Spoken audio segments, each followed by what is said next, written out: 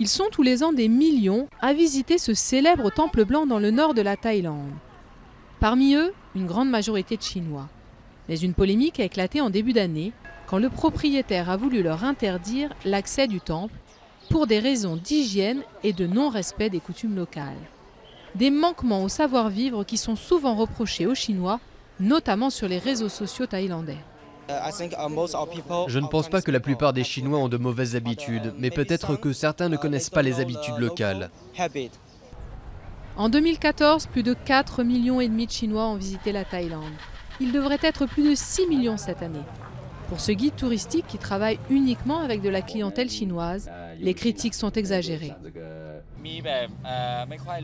Parfois, ils ne sont pas très bien organisés, mais il n'y a vraiment pas assez d'espace pour tous les visiteurs. Pour arrondir les angles, la Thaïlande a édité des milliers de manuels de savoir-vivre en langue chinoise. Un petit guide du bon touriste en Thaïlande, distribué auprès des tours opérateurs, mais aussi dans les consulats et les ambassades. Le manuel est à la fois en chinois et en anglais.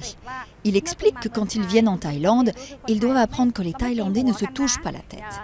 Nous ne parlons pas fort dans les lieux publics, nous enlevons nos chaussures dans les temples, nous avons aussi une façon particulière de nous saluer.